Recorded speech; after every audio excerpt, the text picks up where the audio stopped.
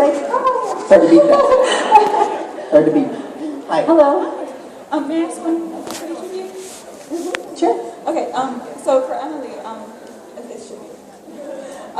So, I think a lot of us, understand how you were feeling, or your character was feeling in the episode where she does end up marrying Jared. I mean, who hasn't really but also who hasn't really desperately wanted to make that kind of connection and not understood, really how, or, how to make it genuinely.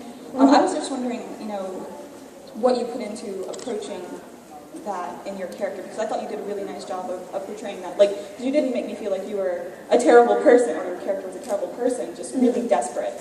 And that's what I I mean, desperate for a meaningful relationship of any kind. So I was just curious how you approach that. I don't know. I guess, I can relate to the character in on that level, where I've had sort of lonely times in my life as well. I think everybody has. And so, as an actor, you just try and, remember those times as best you can, or whatever you can, any memories that you have that you can kind of bring to the character. And one time you tied little Billy up in 7th grade and made him like you. Actually, that reminded me. I did actually. My brother and I actually used to play this game called Kidnapping, where we tie up my sister, drag her down into the basement and kind of poke her and stuff. That's hilarious.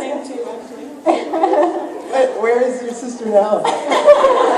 She's a lawyer. Really? I think she wanted to figure out how to get herself out of She said never again. situations. Yeah, so she can at least sue people who might try and attack her in the future. That's awesome. And then for Rob, I'm sorry, I don't have a really meaningful question, but Emily, I'm sorry, I just want to say you did a wonderful job with that, by the way. Oh, thank you. So are Dangerbottom and Kodpiece going to do any other specials? Seriously. Yay! Thanks for knowing that. For those of you who don't know, Richard and I did this hosting thing last year for Comic-Con, and then for a couple of other gaming conventions, where we played these characters. We had these alter egos called. Well, see, we needed game handles. We needed game nicknames, and so we said to the people watching, type in or send in what your game, because everyone's got game handles. We're co-hosting with someone named Mrs. Violence. And so we were like, we need one. And so people, the thing is, our audience was divided between people who really liked us and gamer boys who thought we were just a couple old dudes who were in their way, And one of the gamer dudes wrote in, I've got a name, Go and Away, which we all thought was, Rich and I thought that was the funniest thing we ever heard. But the best thing that came in was that someone suggested Dangerbottom and Kodpiece, or maybe...